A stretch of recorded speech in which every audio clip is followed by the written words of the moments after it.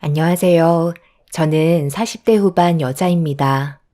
한국 땅 좁다 하지만 이런 식으로 그 사람을 또다시 만나게 될 줄 꿈에도 몰랐네요. 오랜 세월이 흐른 만큼 모든 걸 잊고 살았다고 생각했었는데 얼굴을 마주한 순간 과거의 기억들이 물밀듯 밀려오면서 눈물을 쏟아내고 말았습니다. 전 남편이었던 그 사람과 인연을 만들게 된 건 고등학교 때였어요. 고등학교 때 전학을 간 적이 있었는데 그때 저에게 관심을 보였던 학생은 반에서 반장 역할을 하고 있었어요. 새로운 학교에서 적응하는 게 어려웠었던 저에게 처음으로 친구가 되어줬었죠. 서로 가깝게 지내게 되면서 같이 공부도 하고 꾸준하게 잘 지내왔었습니다. 그 사람과 함께 하면서 친구들도 많이 사귀게 되었고 학교를 가는 게 즐거웠었죠. 전학을 오기 전에는 부모 없는 자식이라고 따돌림을 심하게 받은 터라 할머니와 단둘이 살던 저는 결국 전학을 선택을 할 수밖에 없었지만 좋은 결정이었던 것 같아 할머니께서도 마음 놓고 시장에서 장사를 하실 수 있었어요. 저희 부모님도 원래 할머니와 함께 시장에서 야채 장사를 하셨는데 음식점에 새벽 배송을 하시다가 아빠의 졸음 운전으로 2번 다시 부모님의 얼굴을 볼 수 없게 되는 끔찍한 결과를 겪고 말았어요. 그렇게 할머니와 서로 의지하며 지내왔었지만 부모가 없다는 건 저에게 너무나 큰 불행이었죠. 그런데 학교 문제로 전학을 가고 새롭게 인연을 만들게 된 학교에서 저와 인연을 만들게 된 그 친구는 힘들었던 제 삶에 많은 비중을 차지할 정도로 특별하게 다가왔었어요. 그 친구는 놀랍게도 할머니와 단둘이 살고 있는 저와 반대로 어머님과 단둘이 살고 있는 비슷한 상황을 겪고 있더군요. 그래서 대화도 잘 통했고 저희는 서로 많은 부분에서 의지하며 함께 많은 시간을 보내게 되었어요. 저희 집도 가난했지만 그 친구 집안도 넉넉한 형편은 아니었어요. 어머님이 식당 일을 하면서 뒤에서 학업에 집중할 수 있게 많은 걸 도와주고 계셨죠. 통하는 부분이 많다 보니 함께하는 시간이 많아졌고 얼떨결에 친구의 어머님께 인사를 드리게 되는 일이 생기게 되었네요. 제 얼굴을 보고 싶다며 저녁 먹고 가라고 초대를 하셔서 인사를 드리러 갈 수밖에 없었어요. 저를 꽤 관심 있게 보고 계셨는지 궁금한 점들을 이것저것 질문하셨고 앞으로 둘이서 서로 의지하며 잘 지내길 바라셨습니다. 어머님께서 식당 일 때문에 잘 챙겨주지 못하는 걸 제가 대신 곁에서 신경 써주길 바라셨어요. 서로가 나이는 어렸지만 그래도 좋은 감정을 가지고 있었기 때문에 어머님께서 걱정하고 계시는 것들을 제가 옆에서 신경 써주며 잘 지내왔었죠. 그 친구는 자신의 꿈이 의사가 되는 거라며 꼭 성공해서 가난한 삶에서 빠져나오고 싶어 했어요. 저도 같은 길을 가기 위해 저희는 정말 많은 노력을 해왔고 고등학교 2학년이 되었을 때도 같은 반이 되면서 저희 사이는 더욱더 끈끈해졌어요. 누가 봐도 사귀고 있다는 걸 알 수 있을 만큼 좋은 관계를 계속해서 유지해 왔었죠. 그런데 잘 지내오던 어느 날 늦게까지 공부를 하고 집에 도착했는데 옆집에 살던 아줌마가 왜 이제 왔냐며 저에게 눈물을 흘리셨고 할머니께서 갑자기 쓰러지시면서 머리를 다치신 것 같다며 정신을 회복하지 못하고 계시다는 충격적인 상황을 알려주셨네요. 전혀 예상하지 못한 일이 벌어지는 바람에 급하게 병원으로 달려갔지만 제 눈앞에는 이미 말도 안 되는 광경이 펼쳐지고 말았습니다. 할머니께선 병원으로 실려 오시던 도중 뇌출혈로 세상을 떠나게 되셨고 믿을 수 없는 현실을 받아들이기가 너무 힘이 들었습니다. 그리고 이 소식을 접하게 된 그 친구와 어머님이 저를 위로해 주시면서 장례를 도와주셨어요. 언제나 제 곁에 있을 것만 같았던 할머니께서 저에게 한마디 말도 없이 세상을 떠나시는 바람에 그 충격은 너무나도 크게 다가왔었어요.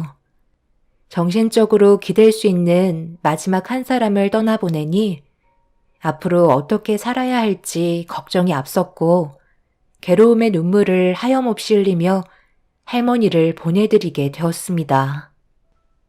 지금은 많이 힘들겠지만 어쩌겠니? 산 사람은 앞만 보고 달려야지. 내 아들과 함께 의사가 되겠다며? 아줌마가 옆에서 힘 닿는 데까지 도와줄 테니까 너는 공부에만 열중해라. 내 아들도 너를 만나서 더욱더 열심히 하는 모습을 보니 내가 더 마음이 쓰여서 그런다. 둘이 함께하면 앞으로 더 험한 일이 찾아와도 분명 길은 열릴 거다. 지금 당장 힘들더라도 미래를 위해서 더 열심히 달려야지.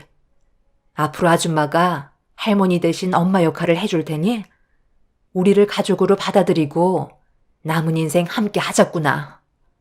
사람 인생 안 좋은 일들만 생기겠니? 분명히 해 뜰 날도 찾아올 거다. 어머님은 저를 딸처럼 생각해 주셨고 홀로 남겨진 저를 걷어 주셨어요. 제가 옆에서 그 사람과 함께 해주길 바라셨습니다. 그만큼 저희 둘이 서로 정신적으로 의지하는 부분이 많다는 걸 어머님께서도 알고 계셨는지 제가 무너지면 아들도 무너지게 될 거라며 안 좋은 상황이 오기 전에 저를 받아들여 주셨어요. 어머님의 고운 마음이 저를 감동시켰고 장례식이 끝난 이후 어머님의 도움을 받아 모든 걸 정리하고 어머님 댁에서 함께 살게 되었어요.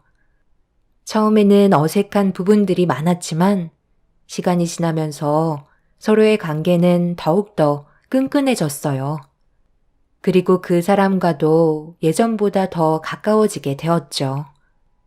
어머님은 저희가 의사가 되면 둘이 결혼까지 생각하고 계셨고 그 사람도 저와 평생 함께하고 싶다며 친구 관계 이상을 바라보고 있었습니다.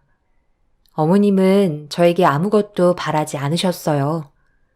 오로지 그 사람 옆에서 함께 공부해 주길 원했었죠.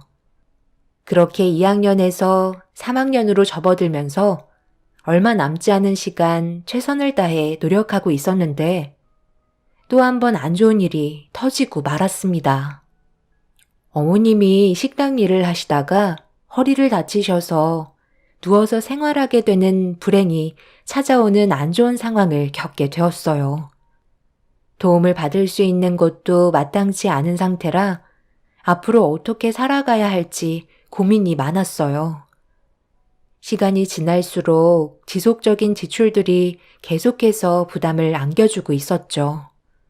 어머님이 쓰러지면서부터 생활이 안 되니 할머니와 함께 살았던 집을 처분한 돈으로 생활비를 충당하게 되었고 얼마 되지 않는 돈이라 얼마 버티지 못하고 금방 바닥을 보이고 말았어요. 어머님의 몸이 언제 회복이 될지 몰라 많이 답답한 상태였는데 누워 계신 상태로 저를 부르셨어요. 수영아, 아줌마가 상황을 이렇게 만들어서 정말 미안하다. 내가 부탁이 하나 있는데 들어줄 수 있겠니? 너도 지금 현재 우리 집안에 위기가 찾아왔다는 걸 잘 알고 있을 거다. 아줌마는 허리를 심하게 다쳐서 일을 할 수가 없기 때문에 더 이상 내 아들과 너를 부양할 수 있는 능력이 없어. 그래서 아줌마도 정말 많은 고민을 했었는데 도저히 이 방법 말고는 지금 우리 집안의 위기를 해결할 수 있는 방법이 없을 것 같구나. 수영아, 정말 너한테 어려운 부탁이겠지만 어차피 너희들이 성인이 되면 결혼할 생각 가지고 있었잖아? 자리가 잡힌 뒤에 결혼하는 게 당연하겠지만 지금은 어쩔 수 없는 상황이니 성인이 되자마자 일단 혼인신고부터 해라. 결혼식은 내 아들이 의사가 된 이후에 해도 되는 거니? 그렇게 진행하는 걸로 하고 수영이 네가 아줌마 대신 내 아들의 뒤를 봐줄 수 있겠니? 이제부터 우리 집안의 정식 며느리가 되는 거다. 너희들은 가벼운 사이도 아니고 서로 그동안 정말 잘 지내왔었잖아. 이대로 가다간 우리 모두 길바닥에 주저앉게 될 게 뻔하고 내 아들은 결국 의사의 길을 걷게 되지 못할 거야. 수영이 너도 안 좋은 상황으로 흘러가게 만들고 싶지 않잖아? 분명 고생한 만큼 그 보상은 충분히 주어질 거라 생각한다. 그건 이 아줌마가 장담할게. 내 아들이 지금까지 의사가 되려고 쉬지 않고 앞만 보며 달려온 거 너도 옆에서 봤기 때문에 너무 잘할 거 아니야. 그러니까 내가 이렇게 부탁하는 거야. 우리 집안의 며느리가 되어주고 내 아들이 의사가 될 수 있게 수영이 네가 제발 도와주렴. 아줌마가 이렇게 부탁할게. 식당에서도 우리 집안 사정 전부 다 알고 있기 때문에 수영이 네가 바로 일을 할 수 있게 만들어준다고 했었어. 힘들겠지만 우리가 살 수 있는 방법은 이것 말고는 없다. 그렇게 해줄 수 있지? 나도 그렇지만 내 아들도 지금 너의 도움이 간절하다. 그날은 아줌마에서 시어머니가 되는 날이었어요. 시모의 말을 거절할 수 없었고 제가 사랑하는 그 사람이 의사가 될 수 있게 제가 도와줘야만 했습니다. 할머니가 세상 떠나시고 시모가 옆에서 저를 딸처럼 대해주신 건 진심이었기 때문에 시모가 건강상 문제가 생겼다고 해서 바로 등을 돌릴 정도로 저는 독하지 못했었어요. 시모의 말대로 그 사람과 결혼은 나중에 하더라도 법적으로 서로 부부가 되면 아무 문제 없다고 생각했었고 저 또한 그 사람을 많이 의지하고 있었기 때문에 꼭 의사로 만들어주고 싶었습니다. 결국 제 몸 하나 희생해서 집안을 일으켜 세우기 위해 다니던 고등학교를 나와야만 했어요. 그리고 새벽부터 저녁 늦게까지 식당에서 일을 하며 저희 세 가족이 먹고 살 정도로 생계 유지를 할 수 있었죠. 그 사람도 저에게 미안해하면서 꼭 성공해서 모든 걸 보상해 주겠다며 잠잘 시간 쪼개가면서 제 희생이 헛되지 않게 많은 노력을 했어요. 그렇게 저와 그 사람은 앞만 보고 달려간 결과 명문대 진학을 하게 되었고 저희는 성인이 되면서 정식 부부로 삶을 꾸려나가게 되었어요. 대학생이었던 남편의 뒤를 부족함 없이 지원해주기 위해 집에 돌아와서는 얼마 되지 않는 부업 일까지 하면서 한 푼이라도 더 벌어 남편의 뒤를 지원해 주었습니다. 시모는 그런 저를 옆에서 바라보며 항상 고맙다고 미안해 하셨어요.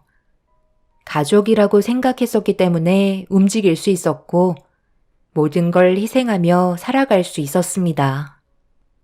그리고 틈날 때마다 고등학교를 졸업하지 못했던 저는 검정고시를 보기 위해 따로 공부를 해왔었어요. 그래도 졸업장은 있어야 할 것 같아 틈나는 대로 공부를 손에 놓지 않았습니다. 그렇게 각자 주어진 환경에서 최선을 다하며 살아온 결과 남편은 의사가 될 수 있었고 저는 검정고시로 고등학교 졸업장을 취득할 수 있었네요.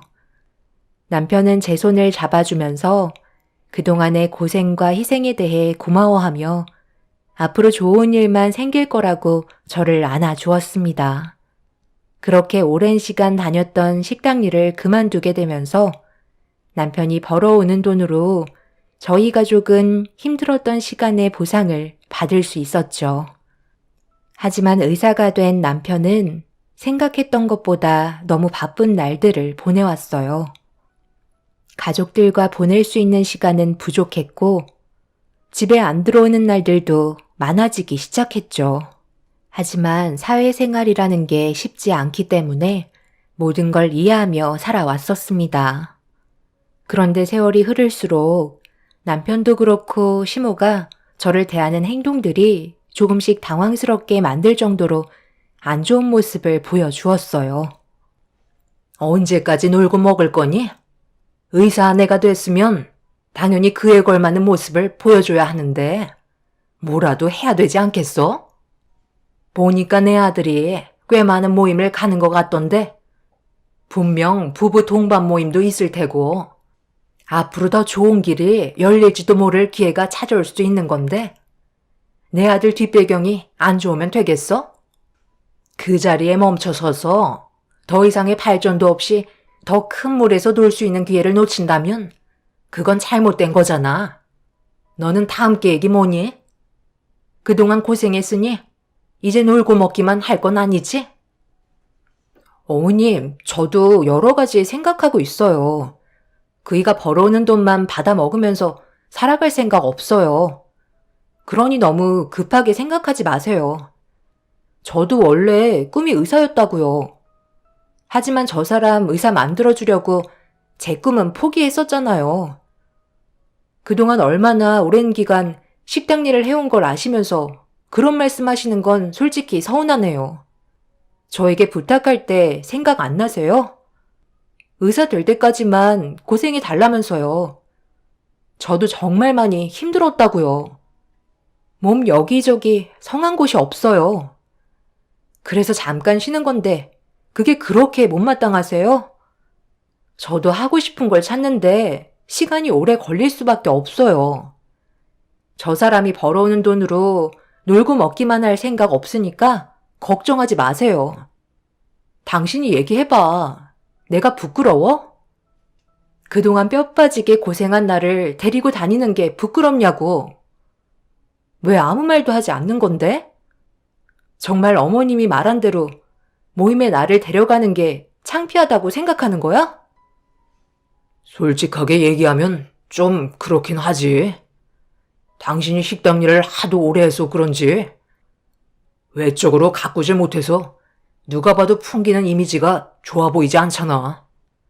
손도 죄다 부르터서 옛날처럼 고운 손도 아니고 관리를 못해서 주름살도 많이 늘었는데 화장해봤자 그게 달라지는 것도 없고 헤어스타일도 그냥 동네 아줌마이니 중요한 자리에 동반하는 건 아무래도 무리가 있다고 생각하는 거지.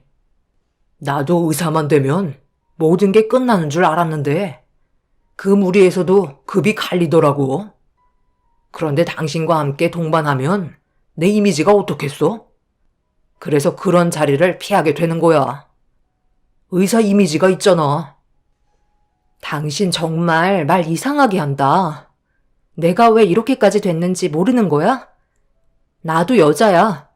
누구는 꾸미고 싶지 않아서 이렇게 살아왔던 것 같아?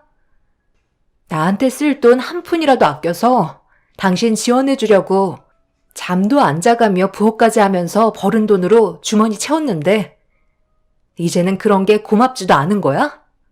그냥 내가 짐처럼 느껴지는 거냐고. 사회에 나가니까 능력 좋은 여자들이 많아서 눈알이 막 돌아가디? 당신이 어떻게 여기까지 왔는지 잘 생각해봐. 나 아니었으면 의사 꿈도 못 꿨어. 당신이 금전적으로 지원해준 건 고마운데 내가 그만큼 노력을 했으니까 의사가 된 거지. 뒤에서 밀어준다고 아무나 의사가 되니? 시모와 남편의 말들은 저에게 너무 큰 서운함을 안겨주었어요. 제가 희생하며 힘들어할 때는 항상 입이 닳도록 고마워하던 사람들이 목적을 달성하고 나니 더 이상 제가 필요 없다는 듯 거침없이 행동하려는 것 같았습니다.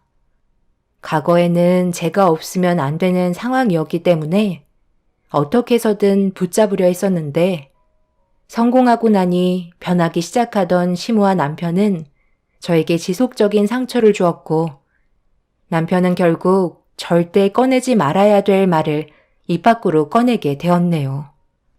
남편은 의사인 자기는 저와 맞지 않는 것 같다며 그동안 고생한 만큼 그에 따른 보상을 해주겠다며 각자의 인생을 살길 원한다는 충격적인 말을 아무렇지도 않게 뱉어댔어요. 이제는 제가 짐처럼 느껴진다며 다른 기회를 잡고 싶다고 저를 놓아주겠다는 말을 꺼내게 되었죠. 제 인생을 갉아먹고 의사가 된 남편이 어떻게 그런 말을 할 수가 있는지 이해하기 힘들었고, 제가 꿈쩍도 하지 않으려 하자 남편은 상처되는 말을 제 마음에 거침없이 비수를 꽂았네요. 아무리 생각해봐도 이건 내가 손해보는 장사잖아. 앞으로 남은 인생 당신은 떵떵거리면서 벌어오는 돈으로 사치 부리며 살 텐데 내가 이러려고 의사 된 줄 알아? 더 높은 곳을 바라보려고 의사가 된 거라고. 이제 시작인데 당신 때문에 내 발목이 잡혀 있잖아. 그동안 나에게 쏟아부었던 세월만큼 금전적으로 서운하지 않게 보상해 줄 테니까 우리 이제 각자 갈 길 가는 게 좋겠어. 내가 저번에도 얘기했지? 당신은 의사인 남편을 두기에는 그릇이 너무 작다고. 나를 의사가 되게 만들어줄 밑거름밖에 안 되는 존재일 뿐이야. 그 이상은 될 수 없다고. 단물 다 빠졌는데 데리고 있어봤자 나만 손해잖아. 나는 앞으로 해야 될 일이 너무나도 많은데 당신이 내 아내라는 법적 서류 하나 때문에 내 인생에 걸림돌이 되고 있다고. 그래서 이제 나를 버리고 다른 여자를 만나겠다는 말이네? 병원에 꽤 마음에 드는 여자가 있나 봐. 그동안 우리가 함께한 세월이 얼만데 어떻게 이럴 수 있어? 그리고 당신 병원 일 한 지 얼마 되지도 않았으면서 내가 얼마를 요구할 줄 알고 그렇게 당당한 거야? 매달 얼마 들어오는지 내가 알고 있는데 당신이 내가 그동안 희생한 세월만큼 보상을 해줄 수 있다고? 그건 걱정하지 말라니까. 돈 문제는 내가 알아서 해결해 준다고. 당신은 그냥 서류에 도장만 찍어주면 되는 거야. 남편은 저 말고 다른 여자가 생긴 게 분명했어요. 그래서 하루빨리 저와의 관계를 해결하고 싶어 하는 게 두 눈으로 보였고, 남편의 배신에 결국 저는 눈물을 흘리고 말았습니다. 서로 어려운 환경에서 힘들게 살아왔기 때문에 저희가 갈라서게 될 거라고는 전혀 생각하지 못했었죠. 하지만 남편은 이미 저에게 마음이 떠난 상태였고, 더는 남은 인생을 함께하고 싶은 마음이 없어 보였습니다. 예전처럼 좋은 관계로 돌아갈 수 있는 방법이 없냐고 물어보니 남편은 제가 의사가 아니라서 원하는 답을 해줄 수 없다며 더 이상의 대화를 이어나가지 않았네요. 그날 이후 남편을 몇 번이고 설득시키려 했지만 결국 남편은 저에게 돌아오려 하지 않았어요. 그렇게 되니 시모와 단둘이 함께 있는 공간도 불편해서 일단 따로 나와 지내게 되었죠. 힘들게 살아왔는데 혼자가 되어버린 제 자신을 보게 되니 너무 불쌍하게만 느껴졌어요. 그저 사랑하는 사람과 행복하게 살고 싶었던 것 뿐인데 그것조차 저에게는 너무 큰 욕심이었는지 마음처럼 되지 않았습니다. 그렇게 시댁에서 나와서 지낸 지 며칠의 시간 동안 정말 많은 생각을 했었고 머릿속을 정리하면서 남편을 놓아줄 마음의 준비를 하게 되었어요. 오랜 시간 끌어봤자 좋아질 거 하나 없을 것 같아 어쩔 수 없이 결정을 해야만 했어요. 그래서 시댁을 다시 찾아갔는데 현관문을 여는 순간 충격적인 장면을 목격했고 너무 큰 배신감에 저는 이성을 잃고 말았네요. 어머님, 지금 제가 두 눈으로 보고 있는 지금의 상황을 설명해 주실 수 있으신 거죠? 한 걸음 떼는 것도 힘들어 하셨는데 어떻게 지금 집에서 음식 준비를 하고 계신 거죠? 오늘 누가 오나 봐요? 음식들도 신경을 많이 쓰셨네요. 그동안 저를 이용해 먹으려고 연기하신 거예요? 허리 다치신 것도 전부 다 거짓이었나요? 여태까지 제가 부축해주지 않으면 걷지도 못하셨는데 음식까지 만드실 수 있으셨어요? 그동안 연기하시느라 정말 고생 많으셨겠네요. 그래, 내가 좀 속였었다. 네가 내 아들 좋다고 따라다녀 놓고 왜 나한테 뭐라고 그러는 거야? 그 대신 너도 우리 집에서 편하게 지냈었잖아. 그거면 된 거 아니야?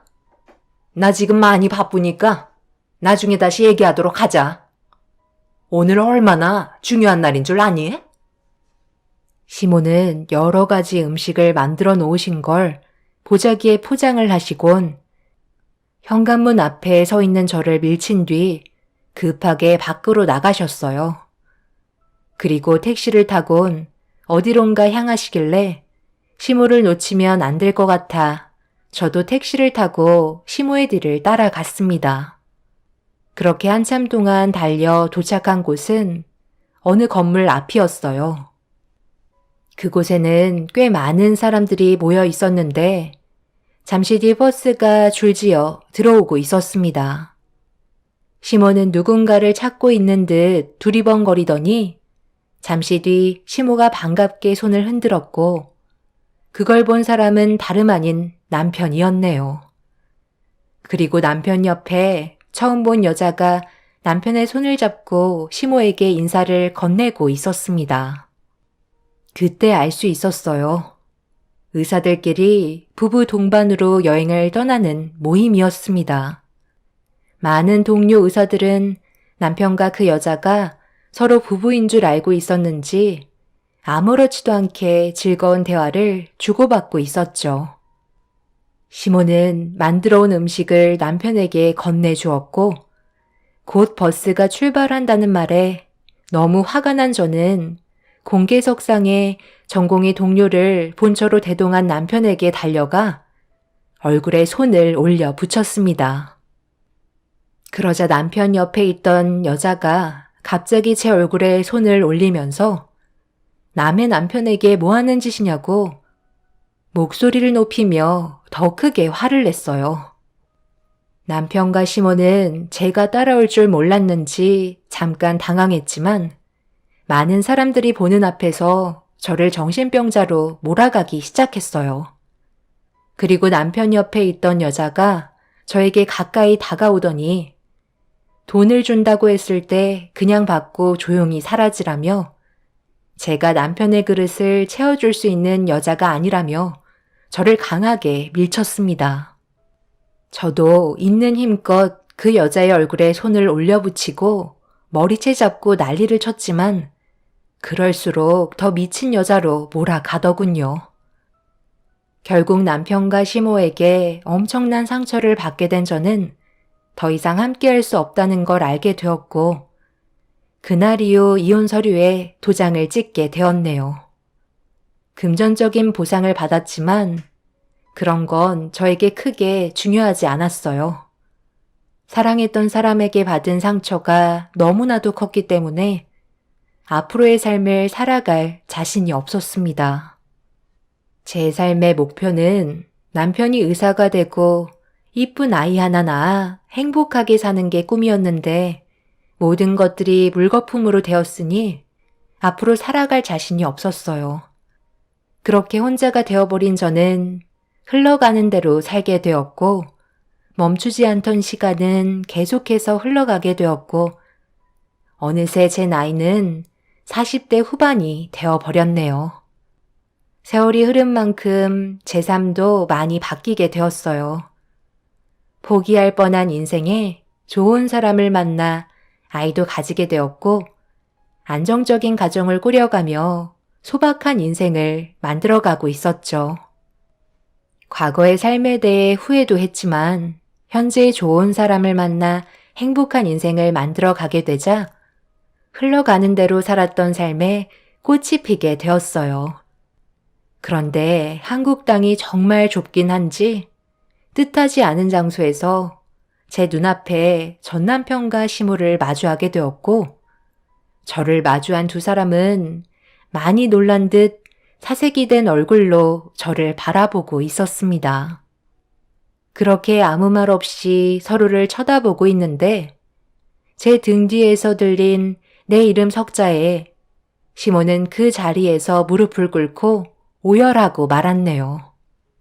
바로 남편이 저를 부르는 소리였고 그 옆에는 제 딸이 함께하고 있었습니다. 그리고 오열을 하고 있던 시모는 저에게 말을 붙이려 하자 대화조차 섞고 싶지 않아 등을 돌린 뒤 현 남편과 제 딸에게 걸어갔어요. 제가 모른 척하자 갑자기 전 남편이 제 이름을 부르며 용서를 구했어요. 저에게 저지른 과거의 잘못된 행동에 대해 뉘우치고 있다며 눈물을 흘렸습니다. 남편이 저를 보며 당황한 듯 과거의 전 남편이냐고 물어보길래 고개를 끄덕였죠. 나 버리고 떵떵거리며 잘 살아갈 줄 알았는데 의사 선생님께서 이런 모습으로 여긴 웬일일까? 당신은 두 다리를 어디다 팔아먹고 이곳에 온 거야? 그새 돈도 다 떨어진 거야? 이런 노후한 환경의 요양원에 도움받으러 올 정도면 이미 돈이 바닥난 건가? 당신이 어떻게 살아왔는지는 모르겠지만 별로 궁금하지도 않아. 나를 버린 대가를 받은 거라고 생각해.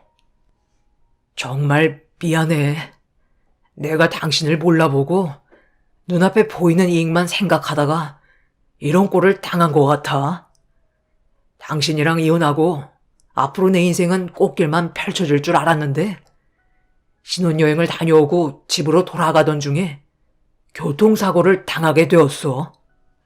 한꺼번에 많은 일정을 소화하느라 많이 피곤했는지 나도 모르게 졸음운전을 하고 있었더라고. 그러다 결국 큰 사고로 이어지게 되었고 내 옆에 있던 그 사람은 현장에서 세상을 떠나고 말았어. 그리고 나는 보다시피 두 다리를 잃어 아무것도 할 수 없는 신세가 되어버렸지. 그날 이후 당신을 한 번도 잊은 적이 없었어. 나와 어머니가 당신에게 잘못된 행동을 저지른 대가를 받게 된 것 같아 용서를 구하고 싶었지만 어디에서 살고 있는지 알지 못하니 방법이 없었는데 당신이 요양사로 근무하고 있을 줄은 몰랐네. 그동안 당연하게 생각하며 나를 위해 희생했던 당신의 모든 것들을 감사하게 생각하지 않은 내가 너무 한심스럽다. 내 담당 요양사가 당신으로 배정되어 있더라고. 사람 인생 정말 한 치 앞도 모르나 봐. 전 남편의 말대로 저는 담당 요양사로 배정받은 상태였어요. 하지만 저는 이미 요양사 일을 그만두려고 생각하고 있었습니다. 이참에 잘 됐다 싶었어요. 남편 사업이 잘 되는 바람에 그 일을 돕기 위해 요양사 일을 그만둔다고 원장님께 어떻게 얘기해야 하나 싶었는데 덕분에 쉽게 해결될 수 있었고 그 사람이 무너진 모습을 보고 저는 요양원에서 현 남편과 제 딸의 손을 잡고 가벼운 발걸음으로 걸어 나올 수 있었습니다. 그런데 과거의 아픈 기억들 때문에 감정이 북받쳐 올라 저도 모르게 눈물을 쏟아내고 말았네요. 한순간의 잘못된 선택으로 전 남편은 두 다리를 잃은 채 평생 휠체어 신세를 져야 하는 안타까운 상황을 맞이하게 된 모습을 봤는데 속 시원할 거라 생각했는데 또 그렇지도 않네요. 본인이 선택한 인생 감당하며 살아야겠죠. 두 번 다시 마주칠 일이 없었으면 좋겠어요. 지금 현재의 가정에 충실하며 살아가고 싶습니다. 제 사연 들어주신 여러분들께서도 언제나 가정이 화목하시길 바랍니다. 감사합니다. 안녕하세요. 저는 안성에서 딸 둘을 키우고 있는 한 가정의 엄마입니다. 매년 돌아오는 겨울은 저에게 안 좋은 기억을 떠올리게 만들고 그때만 생각하면 제 두 딸들에게 너무 미안해서 저도 모르게 눈물을 훔친 적이 한두 번이 아니네요. 벌써 3년 정도 지난 일인데도 제 마음은 조금도 나아지지 않는데도 저희 가족에게 막대했던 사람들은 그때의 기억을 전부 잊어버린 것 같네요. 당한 사람은 기억을 하지만 가해를 한 사람은 기억을 하지 못한다는 말이 있잖아요. 도대체 무슨 말을 듣고 싶어서 찾아왔는지 이해를 할 수가 없었습니다. 3년 전으로 거슬러 올라가 저희 부부는 한창 바쁜 시기를 보내고 있었어요. 저희 부모님께서 남편을 좋게 봐주셔서 국밥집 차리는데 금전적인 부분을 일부 도와주셨어요. 남편은 어렵게 얻은 기회를 쉽게 놓치고 싶지 않았는지 쉴 시간도 없이 열심히 움직였어요. 그 결과 노력은 배신을 하지 않는다고 좋은 성과를 얻을 수 있었습니다. 일이 잘 풀리니 자연스럽게 양가 부모님께서 식당 일에 관심을 가져주시면서 주말 같은 경우 부족한 일손을 도와주셨습니다. 그리고 제 두 딸들은 시댁에서 시모가 돌봐주면서 오로지 식당 일만 신경을 쓸 수 있게 만들어 주셨네요. 모두가 저희 가족이 잘 됐으면 하는 간절한 마음이 있으셨는지 아무런 대가도 바라지 않으신 채 도움을 주셨었죠. 정말 감사했고 신경을 써주신 만큼 저희도 능력선에서 최대한 많은 것들을 해드리려 노력을 했었어요. 그렇게 좋은 관계를 유지해 오면서 지내고 있었는데 시동생이 결혼을 하겠다는 소식을 갑작스럽게 전해왔어요. 저희 식당이 워낙 바쁘게 돌아가고 있었기 때문에 최대한 바쁜 시간을 피해서 직원들에게 부탁한 다음 시댁을 찾아가게 되었네요.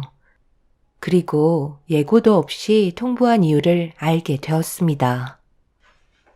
뭐라고? 임신? 갑자기 결혼하겠다는 말을 한 것도 충격인데 애까지 가졌다는 거야? 그래서 급하게 소식을 알린 거니? 엄마, 죄송해요. 저도 일이 이렇게 될 줄 몰랐어요. 그래도 결혼 허락해 주실 거죠? 그리고 아직 놀라긴 일러요. 며칠 전에 산부인과 다녀왔는데 저도 너무 놀라서 말도 안 나왔었어요. 이 사람 뱃속에 아이가 하나가 아닌 둘이에요. 결혼을 하겠다고 한 번 충격을 주더니만 임신했다며 두 번 충격 주더니 지금 저 뱃속에 아이가 둘이나 있다고? 속전속결 얼마나 좋아요. 엄마가 저보고 항상 언제 결혼할 거냐고 닥달하셨잖아요. 그래서 이번엔 원큐에 해결해 드렸어요. 저희 진심으로 사랑하고 있으니 최대한 서둘러서 식 올려주셨으면 좋겠어요. 결혼 허락해 주실 거죠? 너는 생각이 없는 거니? 뭐든지 절차가 있는 건데 일을 이렇게 크게 만들면 어쩌자는 거야? 결혼할 자금은 있고? 그건 형이 도와줄 수 있지. 요즘 식당 잘 나가서 돈도 잘 벌고 있는데 그 정도는 해줄 수 있는 거 아닌가? 한 번뿐인 동생 결혼식 형이 지원해 줄 수 있잖아. 앞으로 열심히 살아갈 테니까 부탁 좀 할게. 신혼집은 당장 마련할 수 없어서 엄마 집에서 지내기로 결정했어. 너무 밀어붙인다고만 생각하지 마시고 앞으로 잘 살아갈 수 있게 응원들 좀 해주세요. 정신 나간 것들. 지금 너 아빠 쓰러지는 걸 보고 싶어서 작정한 거야? 내 집에 들어와서 살겠다고? 너희들한테 방 하나도 내어줄 마음 없으니까 다들 내 집에서 썩 나가. 결혼은 꿈도 꾸지 마. 허락해줄 마음은 조금도 없다. 임신해서 결혼하겠다는 것도 충격이었는데 뱃속에 아이가 둘이나 생겼다는 건 입을 다물지 못할 사건이었어요. 문제는 시동생이 모아놓은 돈이 없어서 손을 벌려야 하는 상황이었는데 그걸 당연시하게 생각하는 태도가 문제였습니다. 시부께서 생각 없이 일을 저지른 모습을 보고 화가 상당히 치밀어 오르셨는지 당장 나가라고 분노하시게 되면서 시동생은 울상을 하면서 임신한 여자를 바래다 주고 한참 뒤 집으로 돌아왔네요. 시부는 시동생이 집에 올 때까지 한마디도 하지 않으신 채 방에 들어가셔서 화를 삭히시다가 시동생이 현관문을 열자마자 시부는 손에 물건이 잡히는 대로 집어 던지셨고 집안은 아수라장이 되어버리고 말았습니다. 남편과 시모는 분노하시는 시부를 말리면서 좀 더 자세한 계획을 들어보자고 겨우 설득시킨 끝에 다시 거실에 모두가 앉아 진지하게 대화를 이어나갈 수 있었네요. 너 지금 제대로 살아온 적도 없으면서 이런 큰 일을 저질러 놓으면 누구 보고 감당하라는 거야? 내가 언제까지 뒤를 닦아줘야 하는 건데? 아직 아빠가 될 준비도 되어 있지 않은 놈이 일부터 저지른다고 앞으로의 일들이 잘 해결될 수 있을 것 같아? 아까 그 여자 앞에서 네가 우리 가족에게 했던 말들이 얼마나 창피한 건 줄 알아? 네가 능력이 없다는 걸 보여주는 것밖에 더 돼? 집안 욕먹이는 짓을 왜 자초해서 하는 건데? 한두 살 먹은 나이도 아니니까 혼자 알아서 해결해라. 나는 조금도 도와주지 않을 거고 너희 큰형한테도 손 벌릴 생각 마. 이제 막 잘 되기 시작했고 자리 잡아가고 있는데 식당 말아먹을 일 있어? 모두가 식당으로 뛰어들고 있는 판국에 너는 개업식 날 빼고 한 번이라도 식당에 찾아와 고개 내민 적도 없으면서 아무렇지 않게 도와달라고? 정신 나간 놈. 너는 아직 멀었어. 여보, 그래도 지금은 단순한 상황은 아니잖아요. 장수도 분명 생각이 있을 거예요. 이번만 마지막으로 도와주면 정말 열심히 살아갈 거라고요. 집안의 가장이 되는 건데 아무 생각 없이 살아가겠어요? 한 번만 믿어보세요. 맞아요. 아빠가 안 믿어주시면 누가 저를 믿어주겠어요? 이번 딱 한 번만 도와주시면 정말 열심히 살아갈게요. 분명 열심히 살겠다고 말은 했었지만 남편과 결혼하고 그동안 시동생을 봐오면서 느낀 건 절대 달라질 수 없는 성격을 가지고 있었어요. 뭐 하나 조금도 끈덕지게 하지 않았기 때문에 불안한 마음은 있었지만 어쩔 수 없이 받아주게 될 거라는 걸 저는 알 수 있었습니다. 남편도 동생을 바라보면서 한숨을 내쉬었고 많은 고민을 하는 듯 보였어요. 모두를 한순간에 힘들게 만든 시동생의 표정은 별것도 아닌 걸로 왜 심각해하는 건지 이해할 수 없다는 듯한 얼굴로 가족들을 바라보고 있었네요. 결국 한참 동안의 대화 끝에 지어진 결론은 시동생의 결혼을 허락해주는 게 최선의 방법이었고 시부는 마지막으로 한 번 더 믿어보겠다며 결국 받아주시게 되었습니다. 그렇게 시동생이 원하는 대로 결혼식을 올린 뒤 시댁에서 신혼생활을 보내게 되었어요. 동서 집안이 잘 사는 형편도 아니었기 때문에 시동생과 함께 작은 집 하나 마련하기조차 어려운 환경이었습니다. 그래서 시동생 내외는 시댁에 살게 되었는데 걱정했던 거와 다르게 동서는 시댁 생활에 적응을 잘해왔고 시모와 좋은 관계를 유지하고 있었네요. 그런데 문제는 그때부터 시작이었던 것 같아요. 시모는 뱃속에 아이가 둘이나 있다는 말에 산부인과에 다녀온 이후로 동서에게 지극정성이었고 제 두 딸들을 돌봐주실 여건이 되어주지 못하시는 것 같아 친정집에서 두 딸들을 돌봐주셨네요. 그런데 가끔 가다가 시모에게도 부탁할 때가 있었는데 그럴 때마다 식당 일을 마무리하고 시댁에 들어가면 손주들을 방치만 하신 상태로 아무것도 해주시지 않으셨어요. 동서와 웃으면서 대화를 나누고 있는데 제 딸들은 저에게 달려와 배가 고프다면서 식당 가서 밥 먹자는 얘기까지 나오길래 아무것도 안 먹었냐고 물어보니 애들은 할머니 집에 와서 간식조차 먹지 않았다는 충격적인 말을 듣게 되었습니다. 순간적으로 짜증이 확 밀려와 동서와 배만 어루만지고 있는 시모에게 한마디 하게 되었네요. 어머님, 이건 좀 너무하다고 생각되지 않으세요? 어떻게 지금까지 애들을 아무것도 안 먹일 수가 있어요? 배고프다고 하지 않았나요? 너도 알다시피 내가 요즘 너무 정신이 없이 바쁘잖아. 그러다 보니 못 챙겨줄 수도 있는 거지 그거 가지고 왜 화를 내니? 그리고 돌봐주는 것만도 감사하게 생각해야 되는 거 아니니? 냉장고에 창거리 있으니까 애들 대충 먹이고 돌아가도록 해라. 당신 지금 애들한테 아무것도 안 먹이고 있었다고? 이 사람이 안 하던 짓을 하고 그래? 내가 왔는데도 앉아만 있어? 당장 일어나서 밥상 좀 차려와. 집에서 뭐가 바쁘다고 애들을 굶겨? 나도 출출한 잠이었는데 서둘러서 준비하도록 해. 아버님 오셨어요? 제가 요즘 너무 배가 불러서 제대로 움직이질 못하겠어요. 이해해 주실 수 있으시죠? 동서, 그래도 누워서 인사하는 건 좀 아니지 않아? 아무리 남들보다 배가 많이 불렀어도 인사는 똑바로 해야지. 그래서 새아가가 지금 죄송하다고 얘기하지 않았니? 너 오늘 무슨 일이 있었던 거야? 다른 날보다 왜 이렇게 까칠해? 지금 제가 화가 안 나게 생겼어요.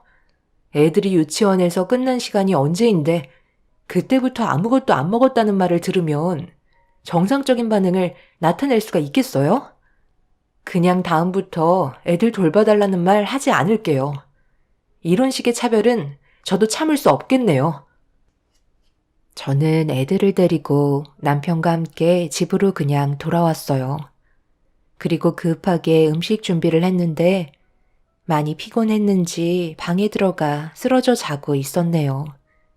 시모가 갑자기 이렇게 차별을 두게 된 이유는 동서 뱃속에 있는 아이가 시모가 그토록 원하던 아들 손자였는데 그것도 둘이나 아들이다 보니 제 딸들은 더 이상 눈에 들어오지 않았어요. 그래도 아이의 신경을 안 써주실 줄은 전혀 예상하지 못했었어요.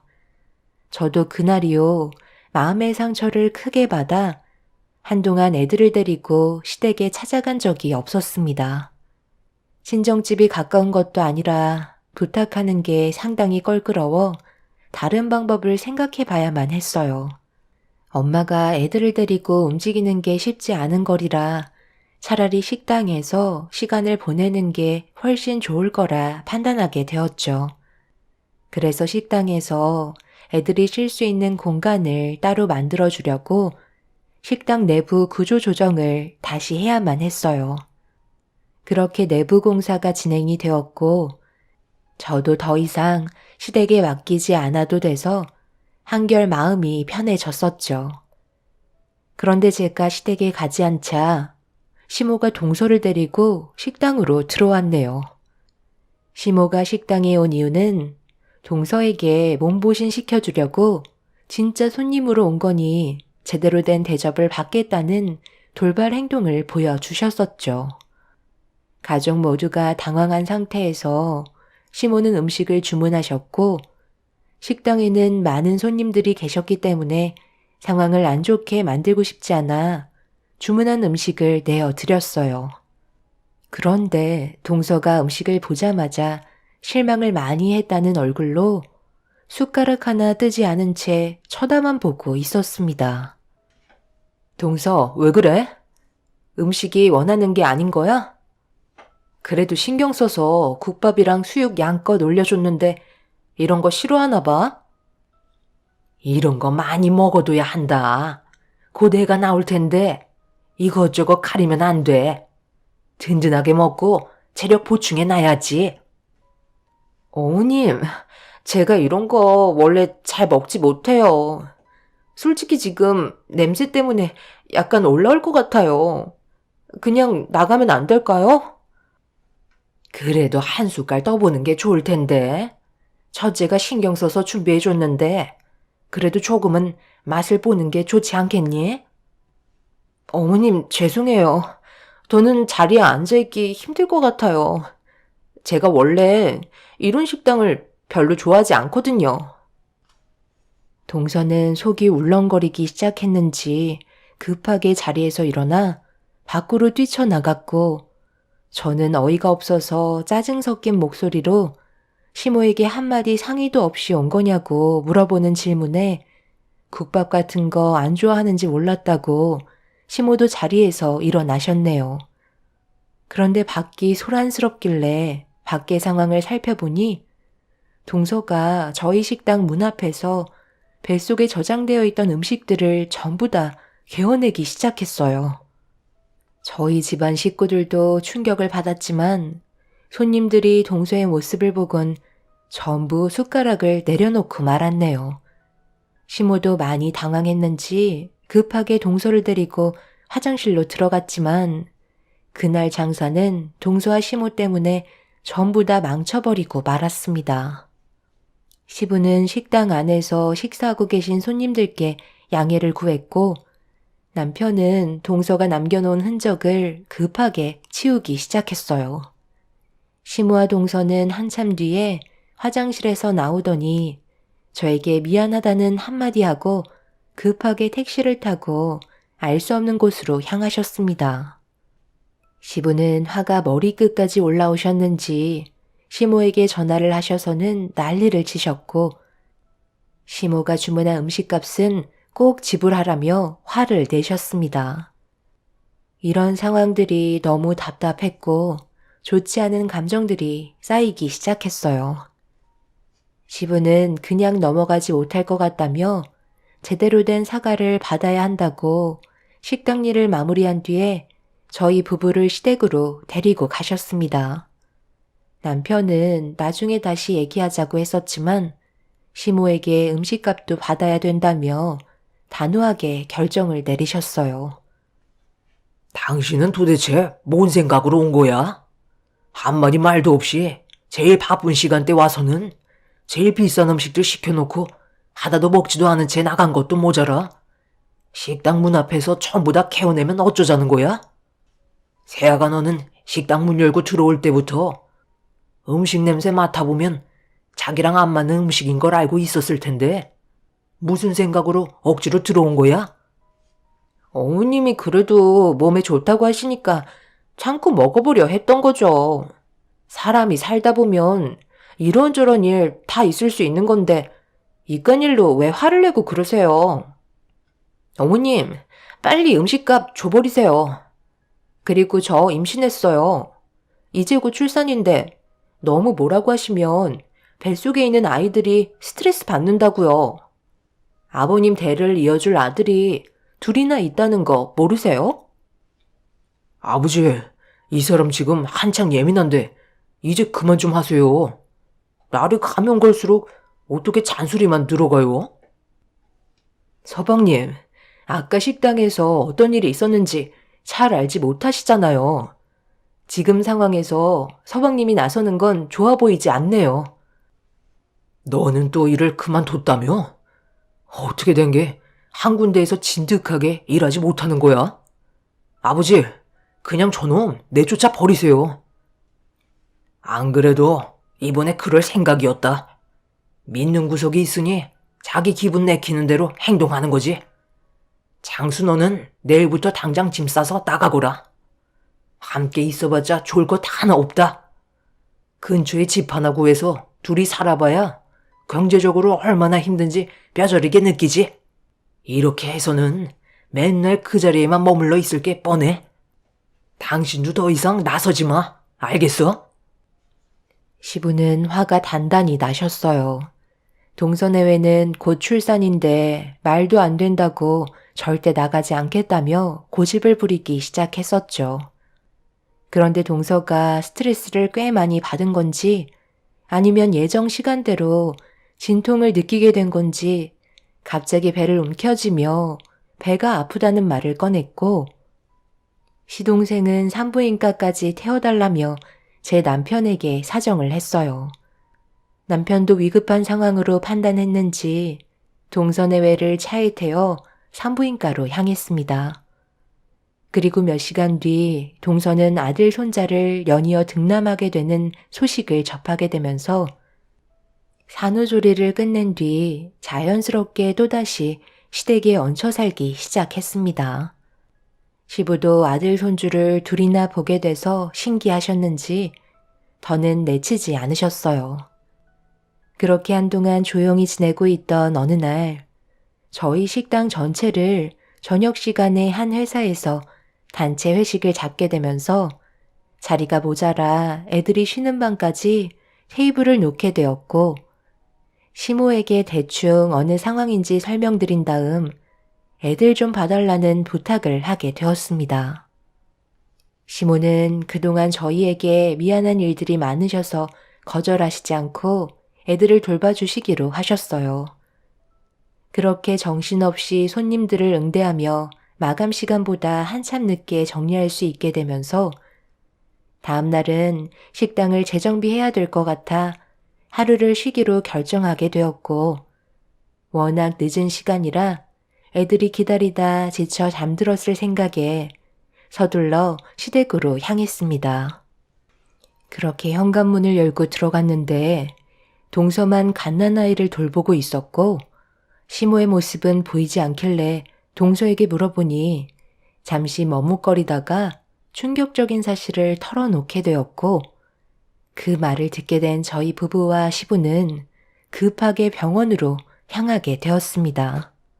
병원 입구에 도착을 하자마자 건물 밖으로 나오시는 시모와 딱 마주치게 되었고, 사색이 된 얼굴로 도망치려 하자 남편이 시모를 붙잡아 딸들이 입원한 병실로 안내하라며 엄청나게 화를 냈어요.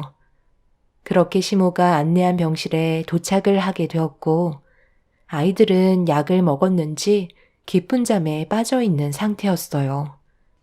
정확한 상황들을 알기 위해 시모에게 다시 여쭤봤네요. 동서가 대충 설명해 주긴 했지만 그 말이 사실이에요? 애들을 보일러가 고장난 냉골방에 넣어두고 방치했다면서요? 오늘 한파인 거 모르세요? 보일러가 얼어서 동파가 될 정도인데 애들을 냉골방으로 밀어넣는 게 사람이 할 짓이에요? 구급차까지 부를 정도로 애들이 심각했다는데 저 모르게 제 딸들을 입원 수속까지 시키신 거예요? 의사가 뭐라고 그러는데요? 애들이 감기 기운이 있었나 본데 너무 오래 방치했는지 폐렴까지 오게 됐다더라. 나는 이렇게 할 생각은 없었어. 그런데 손자를 둘이나 돌보면서 바쁘게 움직이고 있는데 계속 할 일을 귀찮게 하잖아. 자기들끼리 놀면 될 것을 이거 해달라 저거 해달라 너무 요구사항이 많길래 조용히 좀 하라고 냉골방에 넣었는데 아들 손자를 둘이나 돌봐서 그런지 나도 모르게 잠에 빠지게 되었단다. 그런데 잠에서 깼을 때 애들이 조용하길래 문을 열어봤는데 애들이 잠들었다가 저체온증으로 의식이 없어진 건지 급하게 119에 도움을 요청하게 된 거야. 일단 무사하면 된 거잖니? 며칠 고생하면 괜찮아진다니까 그때까지 병원에 입원해 있으면 된다더라. 무사하면 된 거라고요? 지금 말 다 하셨어요? 애들 목숨이 위험해질 뻔했는데 아무렇지도 않으세요? 아들 손자만 귀하고 제 딸들은 귀하지 않나 보죠? 어떻게 상황을 이렇게 만드실 수 있는지 전혀 이해가 되지 않아요. 저는 더 이상 어머니 얼굴 못 보고 살겠어요. 다시는 제 앞에 나타나지 마세요. 그때는 저를 낳아주신 엄마라도 용서 못해요. 결국 시모는 병실에서 쫓겨나다시피 도망치게 되었고, 시부는 아무 말 없이 시모를 뒤따라 가셨어요. 어떻게 손녀들에게 그런 충격적인 행동들을 저지를 수 있는지 이해할 수가 없었어요. 그런데 아이들 옆을 지켜주던 도중 동서가 저에게 전화를 걸었고, 시부가 이성을 잃었다며 집안이 풍비박산났다면서 최대한 빨리 시댁에 와주길 바랬어요. 그래서 친정 부모님께 병원의 위치를 알려드린 뒤 시댁으로 빠르게 출발했습니다. 그렇게 시댁에 도착해 현관문을 여는 순간 시부와 시동생 간에 안 좋은 대화 소리가 들리기 시작했고, 동서는 저에게 달려와 시부를 말려달라며 눈물을 보이면서 애원하고 있었어요. 당장 문 열지 못해. 당신 이러는 거 내가 가만둘 것 같아? 애들 보는 앞에서 이게 뭐하는 짓이야? 당신이야말로 애들 보는 앞에서 부끄럽지도 않아? 어떻게 이런 끔찍한 일을 저지를 수가 있는 거지? 똑같이 당해봐야 정신 차리지 않겠어? 방에서 절대 나올 생각하지 마. 너희들도 내 허락 없이 문을 열어주면 용서치 않을 거다. 아버님, 아무리 그래도 그렇지. 오늘 한파인데 온몸에 물을 뿌리시면 어떡해요? 그러다 동상이라도 걸리시면 어쩌려고요? 동상 좀 걸리면 어때서? 애들은 생과 사를 오고 갈 뻔했었다고? 어른이 돼가지고 애들을 그런 식으로 방치하는 게 맞는다는 거야? 온몸이 얼어붙어도 절대 열어주지 않을 테니까 애들이 받았던 고통 똑같이 한번 느껴봐. 그리고 너희들도 이제 내 집에서 그만 나가거라. 2번 다시 얼굴 보고 싶지 않다. 나한테 기댈 생각하지 말고 성공할 때까지 절대로 돌아오지 마라. 아버지, 지금 저희 상황이 안 좋다는 거 뻔히 알고 계시면서 어떻게 그러실 수 있어요? 저는 절대 못 나가요. 저도 나갈 수 없어요. 어머님이 잘못하신 걸 왜 저희가 피해를 봐야 하는 건데요? 아버님은 지금 울고 있는 손자들 안 보이세요? 세아가 너 말 잘했다. 그럼 너는 내가 아끼는 손녀들이 냉골방에서 추위에 떨고 있는 걸 뻔히 보고 있었으면서 그걸 방치하고 있어? 내 손녀들이 울고 있었을 텐데 2눈가기를 닫고 있었니? 지금 당장 짐 싸서 내 눈앞에서 사라지거라. 동서는 나한테 전화하기 전에 어머님이 잘못된 행동을 하시면 그걸 말렸어야지. 옆에서 구경만 하고 있었던 건 똑같은 거 아니겠어? 동서도 내 자식들이 꼴 보기 싫었던 거잖아. 아버님은 지금 좋게 말씀하시지만 나는 당장이라도 동서 머리채 잡을 수 있어. 진짜 꾹 참고 있는 거니까 내가 이성을 잃어버리기 전에 아버님 집에서 서둘러 나가주길 바래. 동서내외는 끝까지 나가지 않겠다고 버티다가 결국 남편이 시동생의 멱살을 잡고 집 밖으로 내쫓아 버렸어요.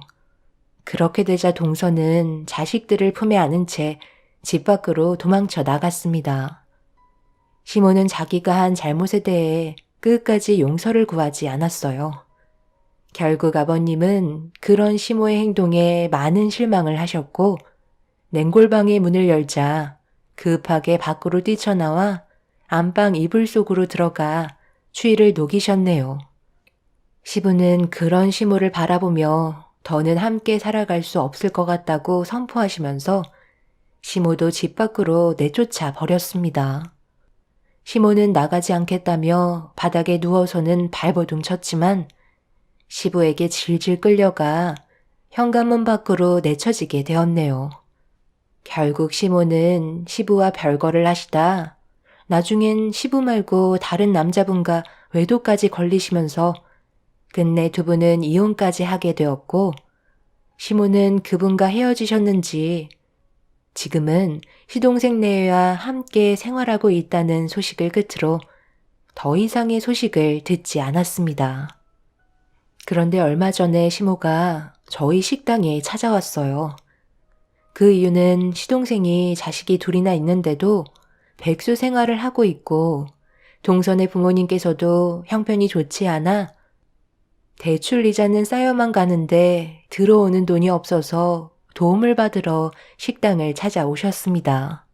하지만 시부는 시모에게 소금 한 바가지 얼굴에 들이부은 뒤 쫓아내셨어요.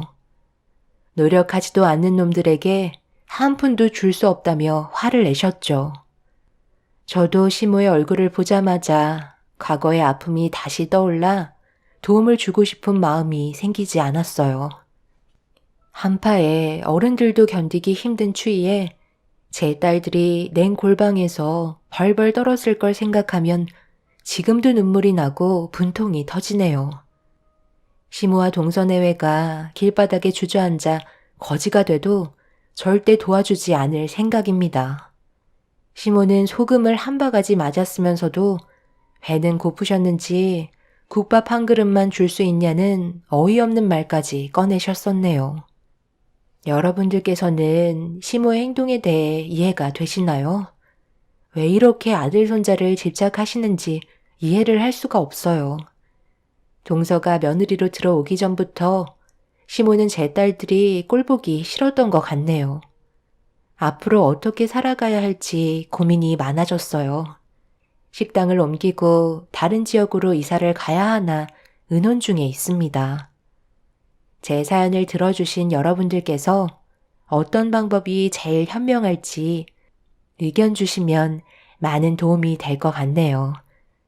오늘 하루도 힘내시고 좋은 하루가 되시길 바랍니다. 감사합니다. 안녕하세요. 저는 과천에 살고 있는 34살 여자입니다. 몇 달 전에 저희 가족에게 충격적인 사건 하나가 터지고 말았습니다. 그동안 아무것도 모르고 지냈었는데 사람은 겉모습만 보고 판단하면 안 된다는 걸 이번에 정말 뼈저리게 느낄 수 있었네요. 2년 전에 언니가 갑자기 좋은 사람이 생겼다며 진지하게 만남을 가지고 있다는 말을 듣게 되었어요. 그때까지만 해도 크게 신경 쓰지 않았던 이유가 언니는 남자 보는 눈이 너무 없습니다. 이런 말 하는 게 집안 망신인 건 알겠지만 그래도 솔직하게 모든 상황을 알려드려야 여러분들께서 이해를 하실 것 같아 하나도 빠짐없이 설명드리겠습니다. 부모님께서도 그냥 한 귀로 흘러 들으시면서 언니의 말을 들으려 하지 않았어요. 어차피 일정 기간이 지나면 또 헤어지고 다른 남자를 만나는 게 반복이고 일상이었으니까요. 그래서 아무렇지도 않게 받아들였었습니다. 그런데 언니가 2년이 지나가는 동안에도 꾸준하게 만남을 지속해 오자 부모님께서 조금씩 관심을 가지시며 질문을 하기 시작하셨어요. 저 또한 언니의 마음이 궁금했고 함께 둘러앉아 저녁을 먹으면서 대화를 주고받던 도중 언니가 이제 한 사람한테 정착하고 싶다는 말을 꺼내었네요. 그래서 지금 결혼하겠다는 말이야? 언제부터 그런 마음이 생긴 건데? 선정아, 제대로 된 남자랑 만나고 있는 거지?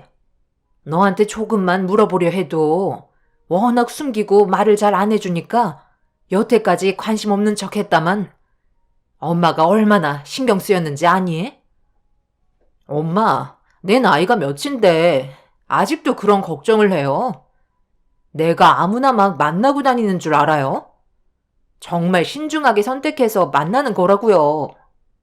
그런데 마음이 맞지 않다 보면 어쩔 수 없이 헤어질 수도 있는 건데 그걸 이 남자 저 남자 만나고 다닌다는 생각은 안 해주셨으면 좋겠어요. 2년 동안 좋은 관계 유지하고 있고 능력 있는 남자예요. 조만간 인사시키려 데리고 올 거니까 그렇게 아세요. 얼마나 능력 좋은 남자길래 언니 입에서 데리고 온다는 말까지 나오는 거야? 나는 저번처럼 또 이상한 상황 생길까봐 걱정이네. 그건 나도 몰랐던 건데 과거에 있었던 일을 왜 다시 꺼내는 거야? 기억하고 싶지도 않으니까 2번 다시 내 앞에서 얘기하지 마. 언니가 그 사람한테 빌려준 돈이 얼마야? 그동안 힘들게 모았던 돈들 사업한다고 전부 다 털어줬었는데 결국 그 돈 가지고 도망쳤잖아. 언니는 예전에 꽤 오랫동안 만나던 남자가 있었어요. 첫사랑이었고 정말 많은 것들을 내어주었습니다. 언니는 지속적으로 결혼하기를 원했지만 그 남자는 아직 준비가 안 됐다며 조금만 시간을 달라고 계속 미루고만 있었어요. 그러면서 언니가 모아둔 돈을 계속해서 뺏었으며 결국 바닥까지 보이게 만들었었죠. 저희 가족 모두 그 남자의 얼굴을 알고 있었고 집에도 몇 번 와서 함께 식사도 했었기 때문에 정말 결혼할 거라 생각했었어요. 그런데 언니가 더 이상 돈이 없다는 걸 알게 되자 그 남자는 조용히 사라져 버렸고 2번 다시 언니 앞에 나타나지 않았습니다. 사업을 핑계로 언니를 이용해 먹은 거였죠. 그날 이후 언니는 급격하게 변하기 시작했고 아예 다른 사람이 되어 버렸어요. 저희 가족이 알고 있던 순수했던 모습은 조금도 찾아볼 수 없었습니다. 그런 계기가 있게 되면서 이 남자 저 남자 만나며 언니를 버리고 사라졌던 남자처럼 똑같이 행동하고 있었고 만남을 가볍게 생각하면서 지내고 있었습니다. 그런데 2년 동안 조용히 만나오던 남자와 결혼하겠다는 말을 갑자기 꺼냈고 저희는 그때 있었던 안 좋은 기억들이 떠오르기 시작했던 거였죠. 당연히 능력 좋은 남자라고 언니가 직접적으로 얘기는 했지만 솔직히 믿지 않았어요. 부모님께서도 불안해하셨고 어떻게 해야 할지 몰라 언니의 행동을 지켜볼 수밖에 없었네요. 침묵을 지키고 있던 저희 남편도 어떻게 돌아가고 있는지 언니에 대해 대충은 알고 있어서 집으로 돌아와서 걱정스러운 표정으로 알 수 없는 사람에 대해 불안해했어요. 이런 상황 속에 언니는 그 남자와 부모님께 인사드리러 오겠다는 약속을 잡게 되었고 알려준 날짜에 온 가족이 모두 모여 함께 시간을 보내기로 했어요. 그런데 약속된 날짜에 남편은 급한 일이 생겼고 저는 아는 지인이 사고로 세상을 떠나 장례식장을 다녀와야만 했어요. 결국 저희 부부 없이 언니는 남자와 인사를 드리러 부모님 집에 들르게 되었네요. 저 또한 궁금하기도 했지만 장례식이 우선이라 나중에 기회 될 때 얼굴 보면 된다고 생각했었어요. 그렇게 부모님께 인사를 드렸던 남자가 집으로 돌아갔다는 엄마의 말을 문자를 통해 알 수 있었고 저희 부부는 일정을 마치고 부모님 집으로 곧장 향했어요. 그런데 분위기가 심상치 않았습니다. 무슨 일 있는 거예요? 아빠 엄마 표정이 왜 이렇게 안 좋아요? 자리가 별로 안 좋았어요? 언니는 왜 화가 잔뜩 나 있는 거야? 말도 마라. 너희가 안 오길 천만 다행이다.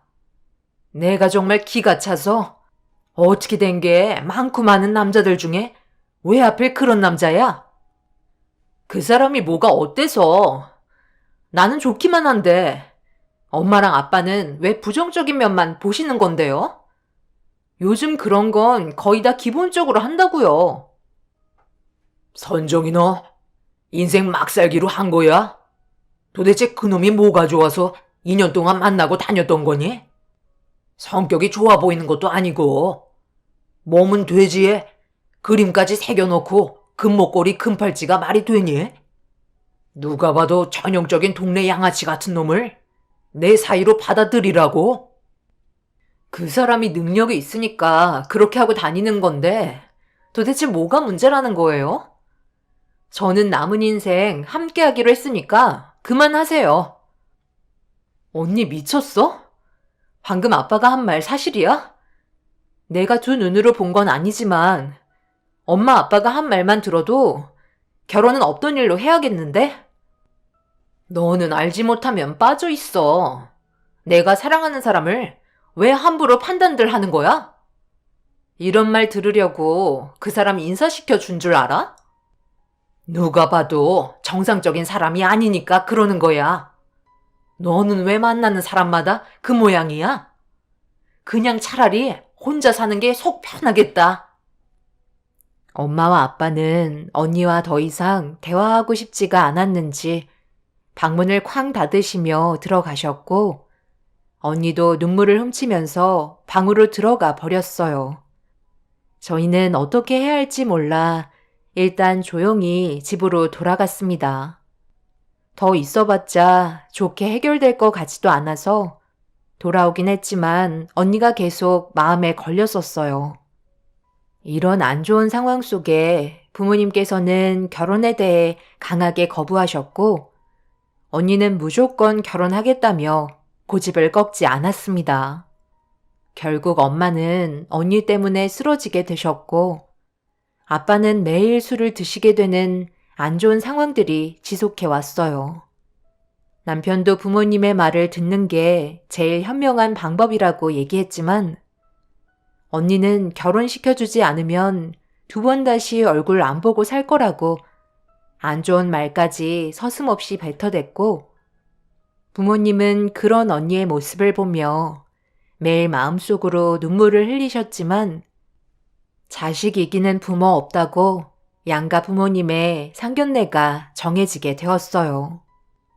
언니는 그제서야 밝은 얼굴로 부모님께 사랑한다며 본래의 성격대로 돌아갔고 결국 약속된 날짜에 양가 집안 모두 한자리에 앉아 서로 인사를 주고받으며 분위기를 살폈어요. 저는 언니가 결혼하겠다는 남자의 얼굴을 직접적으로 처음 보는 순간 부모님의 마음이 너무 이해가 되었어요. 왜 저런 남자와 인생을 함께 하려는지 이해할 수 없을 정도로 상황은 심각해 보였고 상견례를 진행하시는 부모님의 얼굴에는 그늘만 가득해 보였어요. 저는 아들이 평생 혼자 살게 될 거라고 생각했었는데 역시 짝은 정해져 있나 봐요. 제 아들이 저렇게 참한 색시를 데려올지 누가 알았겠어요? 어찌나 예의 바르고 인성이 좋던지 지금까지 노력해서 키워오셨다는 걸 느낄 수 있었네요. 결혼은 서두르는 게 좋겠죠? 둘이 원하는 대로 해주는 게 아무래도 좋겠죠. 저도 제 딸이 갑자기 결혼한다고 해서 얼마나 놀랐는지 몰라요. 지금도 놀라는 중이고요. 엄마, 이왕 상견례 하는 거 얼굴 좀 펴고 얘기하세요. 누가 보면 어쩔 수 없이 상견례장에 나온 줄 알잖아요. 오늘이 얼마나 중요한 날인지 잘 알고 계시죠? 어머님께서 저를 딸처럼 대해주세요. 정말 잘해주시니까 너무 걱정 안 하셔도 돼요. 그러니 좀 웃어주세요. 장모님, 어디 불편하신 데라도 있으신 거예요? 앉은 자리가 불편하신 거면 좀 더 편한 의자로 바꿔드리도록 할게요. 선종아, 종업원 좀 불러봐. 여기 장소가 얼마짜리인데 의자를 이런 걸 가져다 놓는 거야? 나도 덩치가 있어서 의자가 계속 불편했었거든. 불편하신 거라도 있으세요? 저를 급하게 찾으셨다고요? 음식은 코스 요리라 지금부터 지속적으로 나올 예정인데 한 번 더 내어드릴까요? 그쪽에 여기 식당 매니저라며? 그런데 일을 이런 식으로밖에 못해? 우리 장모님께서 자리가 불편하시다잖아. 그리고 나 지금 앉아있는 거 봐봐. 내가 이런 작은 의자에 앉아 있어야 되겠어? 좀 더 제대로 된 의자 없는 거야? 비싼 돈만 받아먹으려 하지 말고 식당에 돈을 투자하라고. 이러니 장사가 안 되지. 빨리 가서 좋은 의자로 바꿔와. 매니저가 돼가지고 눈치가 왜 이리 없는 거야? 아들, 그만해라. 지금 한창 분위기 좋은데 왜 그래? 저분이 알아서 해줄 거야. 음식 시켰다. 드시면서 대화 나누도록 하시죠. 예비 형부는 분위기를 험악하게 만들었고 저희는 그런 사람을 딱 보자마자 이 결혼은 정말 아닌 것 같아 한숨이 절로 나왔습니다. 제가 표정이 안 좋아지자 남편도 이건 아니라는 듯 고개를 흔들며 눈도 마주치지 않았어요. 이런 분위기 속에 예비 형분의 가족들은 눈치가 없는 건지 마냥 좋다고 웃는 얼굴을 하고 있었습니다. 자기 아들은 결혼하지 못할 거라 생각했는데 막상 며느리를 볼 수 있게 되니 기분이 좋으셨는지 끊임없이 웃으며 상견례의 분위기를 즐기셨어요. 이런 사람들과 딱히 할 말도 없어 보여 아무 말 없이 음식만 깔짝거리고 있는데 예비 형부가 그런 저를 빤히 쳐다보더니 음식이 입맛에 맞지 않냐며 갑작스러운 질문에 당황해서 어색하게 미소만 띠자 또다시 종업원을 불렀어요. 그리고 음식 맛이 형편없다며 어른들이 보는 앞에서 갑자기 셔츠 단추를 풀더니 몸에 있던 그림을 종업원에게 보여주며 어두운 분위기를 조성했어요. 음식이 다 식어서 맛이 없으니 다시 내어오라는 말에 종업원은 기가 눌려서는 급하게 따뜻한 음식으로 다시 내어주었습니다. 남편은 그 모습을 묵묵히 지켜보면서 아무 말도 하지 않았어요. 예비 형부는 혼자 흥분해선 자리에 털썩 앉더니 식당 서비스가 형편이 없다면서 불만을 털어놓고 있었습니다. 부모님의 표정은 점점 일그러지기 시작했어요. 언니는 뭐가 그리 좋은지 그런 예비 형부를 바라보면서 잘했다고 칭찬을 하고 있었습니다. 이런 식의 결혼은 저희 집안에 문제가 생길 것 같아 언니를 화장실로 따로 불렀어요. 그리고 부모님이 걱정한 부분에 대해 전부 다 알 수 있었고 결혼을 반대할 수밖에 없었네요. 언니, 지금 저분이랑 결혼을 하겠다는 거야? 아빠, 엄마 표정 봤어? 이건 불효나 마찬가지라고. 도대체 저런 남자가 어디가 좋아서 2년 동안 만나고 있었고 결혼까지 생각한 건데? 종업원한테 얼굴 들이밀면서 손 올려붙이려고 겁주는 거 못 봤어? 도대체 무슨 생각인 거야? 너는 여기까지 와서 또 왜 그러는데? 부모님이 허락하셨으면 된 거 아니야? 결혼시켜 주시겠다잖아. 그런데 왜 네가 이래라 저래라야? 저 사람이랑 함께 다니면 얼마나 든든한 줄 알아? 남자는 저렇게 듬직한 모습이 있어야 되는 거야. 아무도 건들지 않잖아. 거기에다가 능력도 있고 모든 걸 다 갖춘 남자인데 여태까지 결혼 안 한 게 나는 그게 더 신기하더라. 만나야 될 인연은 언젠가 꼭 만나게 된다고. 나는 저 사람이랑 결혼할 인연이었던 거야.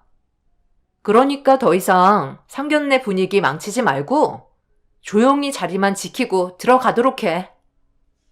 언니, 예전부터 느끼고 있었지만 사람 보는 눈이 정말 바닥이구나. 저런 모습이 듬직한 거라고? 아무도 건들지 않으니까 남자다운 거야? 사람들이 왜 저런 사람을 안 건드는지 알아? 똥이 무서워서 피해? 더러워서 피하는 거 몰라? 저런 사람들이랑 엮여봤자 좋을 것 하나 없으니까 그냥 말도 섞지 않는 거라고. 누가 봐도 인성 자체가 글러먹은 사람이잖아. 언니 인생 말아먹고 싶은 거야? 저 집안과 결혼하면 언니 인생 끝나는 거라고.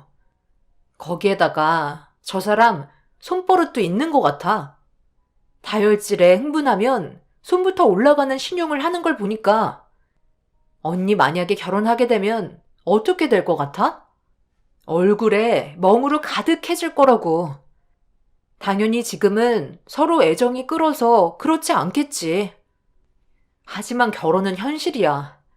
내가 몰랐던 부분까지 전부 다 알게 되는 거라고. 이건 언니보다 먼저 결혼한 선배로서 충고해 주는 거야. 나는 지금 네가 무슨 말을 해도 귀에 들어오지 않아. 사람마다 느끼는 게 다른데 내 인생을 왜 강요하려는 거야? 너 그냥 집으로 돌아가라. 언니는 더 이상 제 말을 들으려 하지 않았어요. 결국 이대로 언니와의 거리마저 멀어질까봐 걱정이 되었고 앞으로의 결혼 생활이 너무 눈에 훤히 보였네요. 한참 동안 화장실에서 고민을 해봐도 이 결혼은 진행되는 게 아니라고 생각했고 자리를 지키고 있는 남편을 따로 불렀습니다. 끝까지 침묵을 지킨 채 아무 말도 하지 않고 있는 남편이 무슨 생각을 하고 있는 건지 들어볼 필요가 있다 생각했어요. 남편은 상견례에 나온 저 사람들과 더 이상 대화 자체를 섞고 싶지 않아 했어요. 그리고 저런 사람 옆에 있다 보면 본인도 피해를 받게 될 수 있다고 남편도 무조건 결혼을 반대하는 입장이었네요. 그래서 저희 부부는 어떻게 하면 결혼식까지 가지 않게 할 수 있을지 계획을 세운 뒤에 다시 상견례장으로 들어갔습니다. 저희가 좀 늦게 들어오자 기다렸다는 듯 예비 형부는 저에게 이것저것 질문을 하더니 앞으로 언니를 행복하게 해줄 자신이 있다며 본인의 능력을 과시하듯 자기가 가지고 있는 것들을 찍어둔 사진들을 보여주었어요. 그런데 동서는 원래 말수가 적나? 아까부터 궁금했었는데 무슨 일 하는 거야? 옷차림이나 겉모습을 봐선 그냥 월급쟁이 같은데? 일자리 없으면 내 밑에서 일할래? 주위에도 동서처럼 경제적으로 힘든 동생들이 꽤 있는데 내 밑으로 들어와서 일해주고 있거든. 저는 지금 하고 있는 일에 만족하고 있어요. 그러니 남의 가정사에까지 관여하지 않으셔도 된다고 생각합니다. 이 자리는 그런 대화를 나누는 자리가 아닌 것 같은데요. 필요한 말만 하시는 게 좋을 것 같네요. 원래 입이 무거울수록 실수를 하지 않는 법이죠. 너무 말이 많으면 자기도 모르게 가장되게 이야기하는 경우도 있으니까요. 저희 가족 문제는 제가 알아서 잘 처리하겠습니다. 저도 집안의 가장이잖아요. 나는 동생 같아서 도와주려 했던 거지. 불편하게 생각한 거야? 나는 지금 동서 벌고 있는 금액보다 훨씬 많이 돈을 쥐어줄 수 있는데? 지금 연봉이 얼마나 되는 건데? 어차피 일반 직장인이면 평균 연봉 3천쯤 되지 않나? 내 말이 맞지? 남 밑에서 연봉 3천 받아가며 일하는 거 힘들지 않아?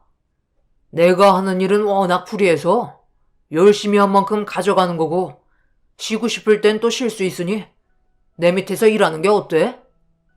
나는 연봉 3억이거든. 남자가 이 정도는 벌어야 목에 힘주고 다니지 않겠어? 누가 봐도 우러러 볼 수 있을 정도의 재력을 가지고 있어야 남들이 무시를 하지 않는다고. 여기 식당에서 일하는 종업원들 한번 봐봐. 돈 몇 푼 벌어보겠다고 고개 굽신거리고 온갖 안 좋은 말은 다 들어가며 겨우 입에 풀칠하면서 살고 있잖아. 동서도 연봉 3천 벌어서 밥 벌어먹고 살 수 있겠어? 이제 곧 자식들도 낳을 테고 집안의 기둥이면 쓰러지지 않을 정도로 굵직해야 가정을 이끌어갈 수 있는 거야. 내가 인생 선배로서 얘기해주는 건데 돈이면 장땡인 거야. 그래서 무슨 일을 하시는데 연봉이 3억이나 되세요? 정상적으로 벌어들이는 돈들인가요? 정확하게 어떤 일을 하는지 알려주셔야 제가 마음이 바뀔 수가 있죠. 형님 밑으로 들어가서 얼마나 벌게 될지 모르겠지만 저는 지금 하는 일에 만족하면서 잘 살아가고 있습니다. 예비 형부는 굽신거리지 않는 남편의 모습에 기분이 상했는지 표정이 좋지 않았어요. 어떻게 살아왔는지 모든 걸 알 수는 없지만 보통 주위 사람들은 굽신거리며 고개를 숙였겠죠. 연봉 3억 정도라고 했으니 그 재력은 엄청났지만 그렇다고 그 돈이 어떤 식으로 벌어들이고 있는 건지는 정확하게 얘기해 주지 않았습니다. 침묵을 지키고 있던 남편이 기세에 눌리려 하지 않자 예비 형부는 자신의 겉모습에 기죽지 않는 남편에게 약간 당황했는지 더 강한 모습을 과시하려고 셔츠의 단추를 절반 이상 풀어헤치며 몸 안에 새겨진 그림을 의식하게 만들었어요. 몸이 좋은 것도 아니고 돼지의 그림을 그려놓은 것처럼 저질스러운 몸을 보고 있던 제 눈이 썩어 들어갈 것 같은데 언니는 뭐가 좋은지 형부의 팔짱을 끼며 서둘러 결혼 날짜를 잡길 원하고 있었습니다. 그런데 남편과 형부가 여자들이 알지 못하는 남자들만의 무언가를 눈빛으로 주고받았는지 형부는 무거운 목소리로 상견례의 분위기를 조성했고 순식간에 양가 집안은 형부와 남편의 대화에 집중하며 심상치 않게 흘러가고 있다는 걸 느낄 수 있었고 결국 일이 터지고 말았습니다. 동서는 내가 마음에 들지 않나 봐. 여기 가족들은 전부 다 나를 좋아해 주는데 왜 동서는 나한테 불만이 한가득인 것 같지? 내가 동서를 오해하고 있는 거야? 지금 하는 태도나 모습을 보면 우리의 결혼을 반대하는 것 같은데 내가 느끼고 있는 게 틀리지 않았지? 잘 알고 계시네요. 저희 집안을 지킬 의무가 있는 사위로서 한마디 드릴게요. 솔직히 가족 전체가 이 결혼 반대하고 있습니다.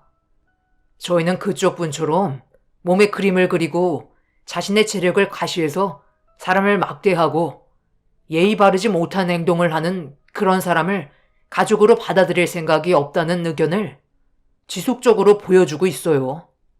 그런데 저 형이 하도 고집을 부리고 무조건 결혼 진행하겠다며 난리를 치니까 어쩔 수 없이 상견례 장소로 나오게 된 겁니다. 그리고 저희 가족은 아직까지도 고민을 하고 있는 중이고 지금도 이 결혼 반대하고 있습니다. 좀 전까지만 해도 제 아내가 처형과 화장실에서 결혼에 대해 반대를 했었고 저희 마음은 변하지 않고 있네요. 내가 뭐가 부족해서? 체력을 과시하는 게 문제가 된다는 거야? 아버님, 지금 동서의 말이 사실입니까? 선정이와의 결혼을 반대하고 계시다는 게 확실해요? 저한테는 그런 내색 전혀 안 하셨잖아요. 선정이만 행복하게 해주면 되는 건데 도대체 뭐가 문제인 거죠? 이왕 이렇게 된 거 전부 다 털어놓겠네. 우리 집안은 성품이 좋은 사이를 원하고 있는데 자네는 한참 벗어나서 받아들이기가 힘들다고 선정이한테 몇 번이나 얘기했었네. 아마 선정이는 자네한테 아무 말도 하지 않았겠지. 워낙 불같은 성격이라 난리칠 게 뻔할 텐데 알려줬겠나? 만약 내 딸과 결혼을 한다 해도 나는 자네를 사이로 받아들일 마음이 없을 테고 아마 내 딸과의 인연을 끊을지도 모른다네. 아빠의 말이 끝나는 순간 예비 형부는 손에 쥐고 있던 물컵을 바닥으로 강하게 던져버렸고 화를 억누르려고 참고 있었습니다. 물컵이 바닥으로 떨어지면서 깨진 유리 조각이 퍼지게 되었고 이 소리를 들은 종업원이 급하게 안으로 들어와 상황을 살피면서 깨져 있는 물컵을 급하게 청소하기 시작했어요. 그런데 예비 형부는 종업원의 모습을 보더니 갑자기 자리에서 일어났고 종업원을 가까이 불러 화풀이를 하고 있었습니다.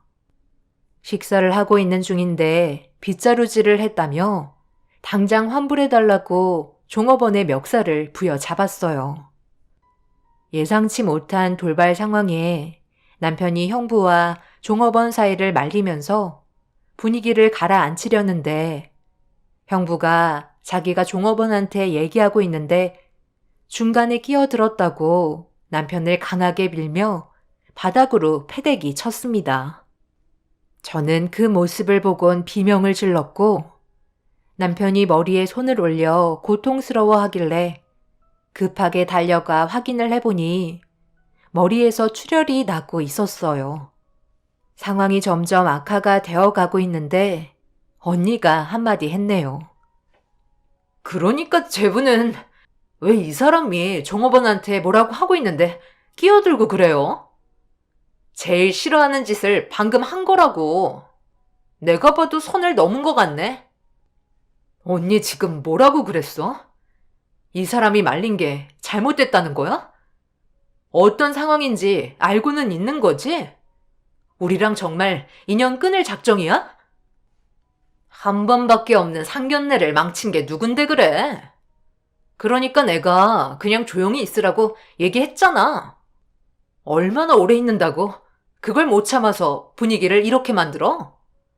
맞아도 싸지. 나 같아도 똑같이 했을 것 같은데? 상견례까지 와서 결혼 반대한다는 말은 왜 하는 건데? 가만히 있으니까 나를 아주 물로 봤었나 봐. 동서는 나를 뭘로 생각하고 있었길래 개념 없는 짓을 내 앞에서 서슴없이 하는 거지? 생각할 게 뭐가 있어? 그냥 동네 생 양아치지. 얼마나 잘 먹고 잘 사는지 모르겠지만 방금 한 행동은 법적으로 처벌받는다는 거 알지? 이것 봐라. 너 지금 나한테 반말했냐? 내가 너보다 나이가 한참이나 많은데 어디다 대고 반말하는 거야? 아직 정신을 못 차렸구만. 해볼 테면 해봐. 그럴수록 당신은 점점 더 안 좋아지는 상황으로 몰고 가게 되는 거니까. 장인어른, 더 이상 볼 필요 없으니 장모님 모시고 먼저 들어가세요. 여기는 제가 알아서 처리하도록 하겠습니다. 저런 놈은 공밥도 아깝지만 그래도 법적인 처벌을 받게 해야 되지 않겠어요? 아들, 이제 그만하자. 이런 식으로 해봤자 좋을 것 하나 없잖아. 어차피 이번에도 결혼은 물 건너 간 것 같다. 그만 돌아가자니까. 언니의 시어머님은 더 이상의 결혼은 불가능할 것 같다며 예비 형부의 손을 잡고 집으로 돌아가자는 부탁을 했지만 형부는 벌써 이성을 잃었는지 시어머님의 손을 뿌리치며 자기 몸 털끝 하나 건들지 말라고 막말을 퍼붓기 시작했어요. 시아버님도 그만하자며 눈치를 보고 있었지만 이미 돌이킬 수 없는 상황까지 와버리고 말았네요. 언니는 저희를 바라보며 형부 옆에 달라붙어 떨어지지 않고 있었고 부모님의 허락 없어도 결혼하면 되는 거라고 저희 가족에게 큰 상처를 주고 말았네요. 남편은 넘어지면서 몸 안쪽에 달아두었던 배지가 빠졌는지 한쪽 손으로 출혈이 나지 않게 머리를 잡은 채 바닥을 살펴보고 있었어요. 형부는 그런 모습을 바라보며 거지 같은 놈이 이해할 수 없는 행동을 한다며 막말을 퍼붓고 있었죠.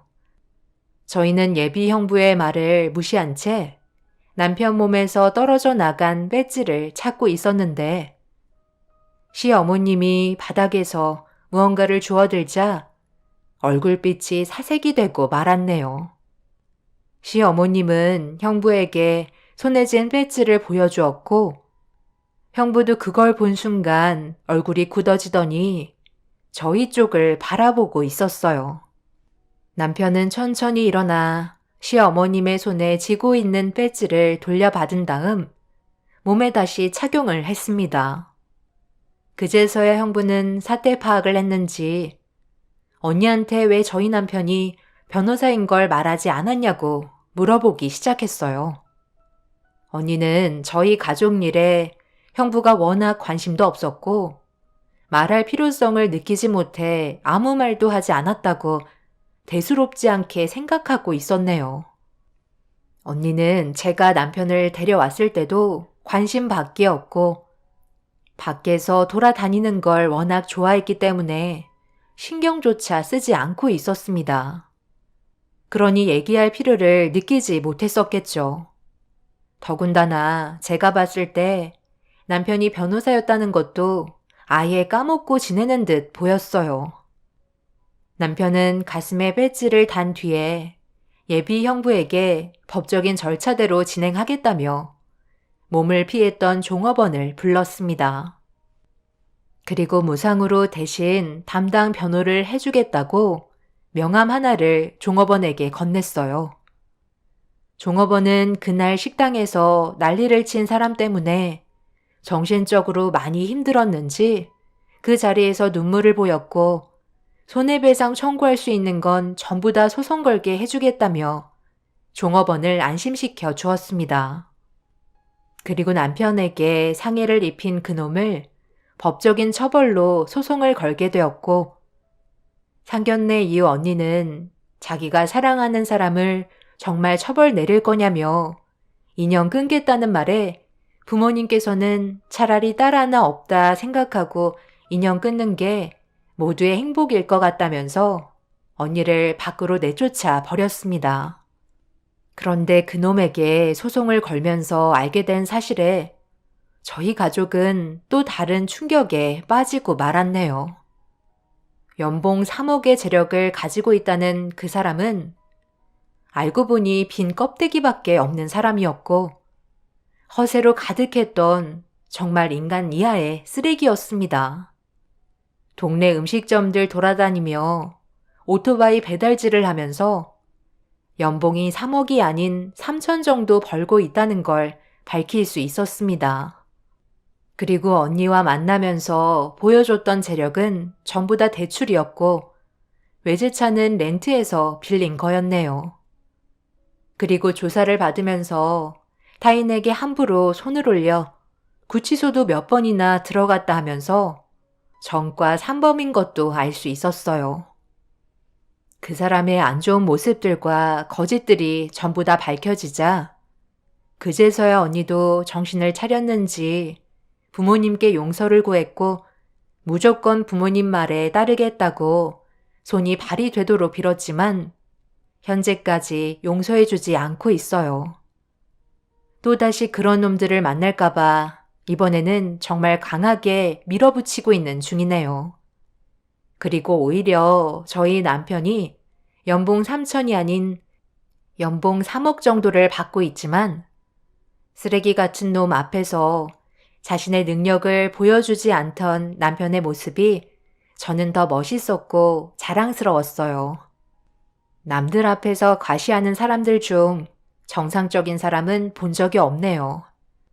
남편에게 손을 댄 쓰레기 같은 놈은 지금 구치소에서 썩고 있는 중이네요. 매번 인생을 그런 식으로 사니 참 안타까울 뿐입니다. 평생 동안 정신 못 차리고 살겠죠. 여러분들께서도 항상 사람 조심하시길 바라며 한 번뿐인 인생 언제나 행복만 가득하시길 바랄게요. 제 사연 들어주신 분들 오늘 하루 좋은 날이 되시길 기원 드리겠습니다. 감사합니다.